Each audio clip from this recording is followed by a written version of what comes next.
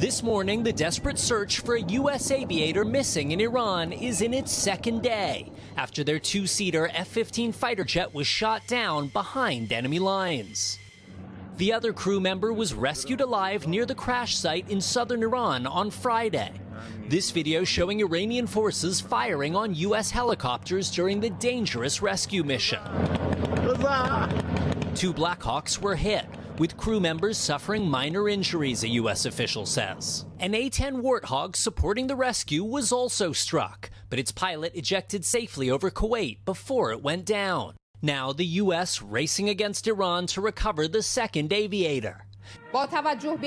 State television announcing a bounty, saying if you capture the enemy pilots alive and hand them over to the police, you'll receive a precious prize, a prize worth $60,000. This video from Iranian state media claims to show tribesmen joining the hunt for the missing pilot across mountainous terrain. Just this past week, President Trump claimed that Iran can no longer threaten U.S. warplanes. They have no anti-aircraft equipment.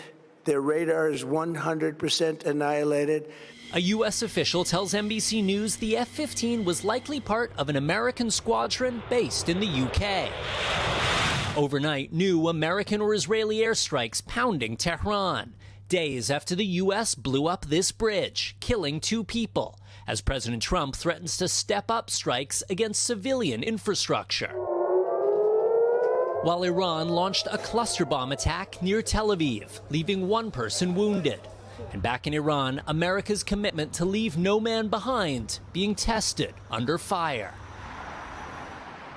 Now, the White House is saying very little about this situation while that rescue operation is still underway. But in a brief interview with NBC News yesterday, President Trump said this incident would not impact his approach to negotiations with Iran. Laura, Joe. Raf Sanchez, thank you. Appreciate it. Let's bring in Courtney Kube now. She is our senior national security correspondent covering the Pentagon. Courtney, good morning. We know the military trains for situations like this. So walk us through what day 2 of this search and rescue looks like. And I know a question a lot of people are asking. In this situation, do pilots have any sort of tracking device on them? Yeah, good morning, guys. U.S. officials say the search is still ongoing. It continued through the night with personnel recovery teams, pararescue jumpers, and U.S. aircraft urgently looking for this downed U.S. airman. Now, the U.S. also has surveillance assets, drones, and satellites searching the area to hopefully share information with those rescue teams.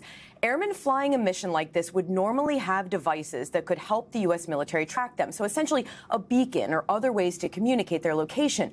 But it's always possible those are not working or may have been damaged during the ejection and the landing. This is an extremely dangerous mission for those combat search and rescue teams, as we saw yesterday with at least 3 U.S. aircraft taking fire during those rescue operations. But the U.S. pre-positioned some troops in the region before a major military operation, or in this case, before beginning a war. And they are trained for these situations, ready to respond, often in as little as 15 minutes when a U.S. service member is in trouble behind enemy lines. And the missing airman is also trained in survival, evasion, resistance, and escape school known as SEER. It's this intensive program where they learn to survive in a hostile environment like this. Joe and Laura? Courtney, the president had said that Iran's radar had been 100% annihilated, and yet something like this can happen. Does this give you any sense of where this conflict could be headed if, in fact, Iran has more capabilities than perhaps we realized? Yeah, I mean, the president's right. The military really has degraded Iran's conventional military, its air defenses, its ballistic missile stockpiles and production facilities, and its navy. But Iran is still fighting, and it can still defend its own territory and lash out in the region. Now, roughly half of Iran's ballistic missile launchers are still intact, and thousands of its one-way attack drones remain in the arsenal, according to a U.S. official and a person briefed on the matter. Multiple Iranian missile stockpiles remain buried deep underground, and they are still intact. Now, since President Trump told the nation Iran's capabilities have been decimated this week, the soundbite we ran earlier, Iran has launched off at least 50 ballistic missiles and more than 150 drones targeting the U.S. and its allies across the Middle East. That's according to a tally compiled by NBC News.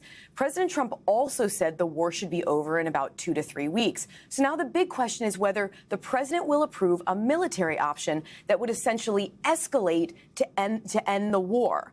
possibly even sending in U.S. ground troops to take control of Iran's oil, or even seize and retrieve its highly enriched uranium. Now, in both cases, the idea would be to use that oil or the uranium as leverage against Iran during the ongoing diplomatic efforts to ultimately end this war. Laura, Joe? Courtney Kube covering the Pentagon for us. Courtney, thank you.